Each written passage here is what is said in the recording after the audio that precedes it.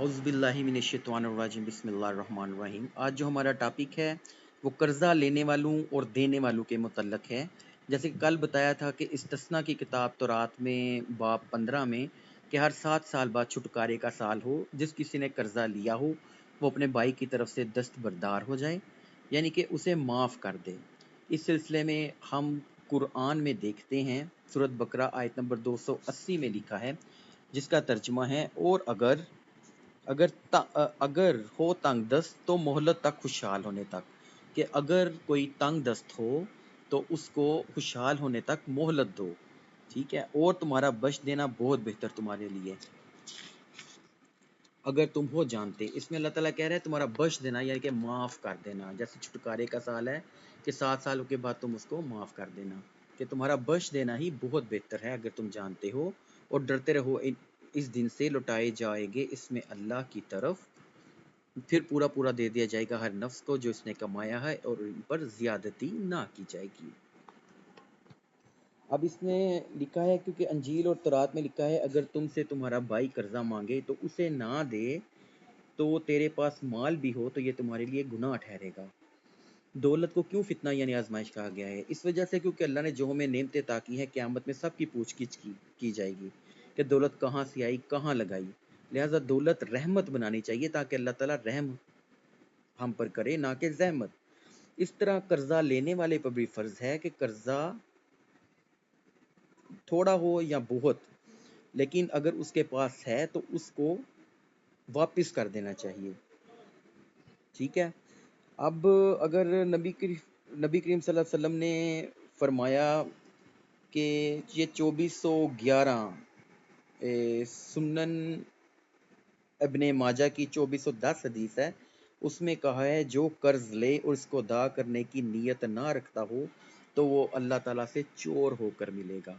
अब हर एक के शख्स के अपने अपने अमल हैं। अगर वो कर्ज ले, उसके पास माल भी आ गया हो और वो कर्ज वापस ना करे, या वो कर्ज के कि ये मुझे माफ़ कर देगा तो मतलब वो मैं इसको वापस नहीं करूँगा, तो वो क़यामत वाले दिन चोर की हालत में मिलेगा अल्लाह से।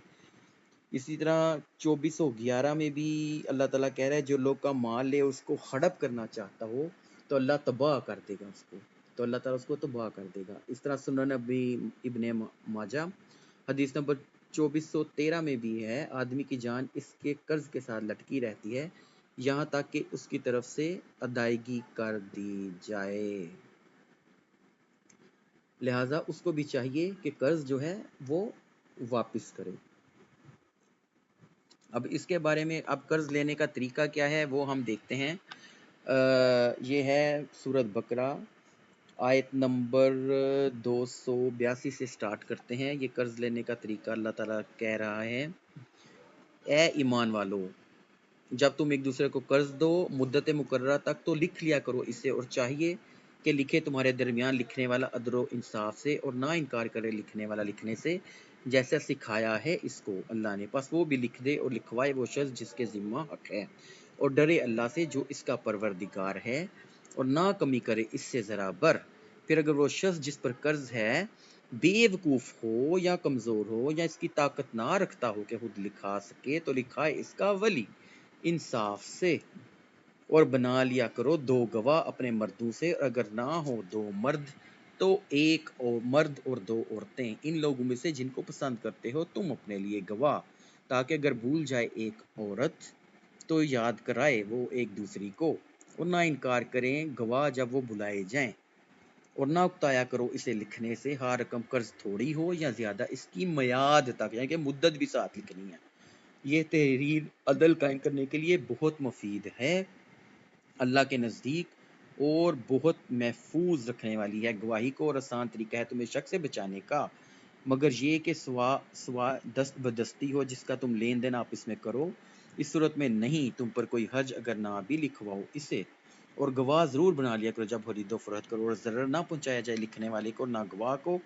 और अगर तुम ऐसा करोगे तो ये नाफरमानी होगी तुम्हारी, और डरा करो अल्लाह से, और सिखाता है तुम्हें अल्लाह ताला आदाब माशरत, और अल्लाह ताला हर चीज़ को खूब जानने वाला। इसमें अल्लाह ताला कह रहा है कि वो दस्तावेज़ लिखवाए, अगर सौदा दस्त बदस्त हो तो उसको लिखवाने में कोई हर्ज नहीं, लेकिन गवाह कर लिया करो तुम। ये अल्लाह ताला के काम है। कर्ज़ के बारे में अल्लाह ताला हम सबको हिदायत दे, आमीन।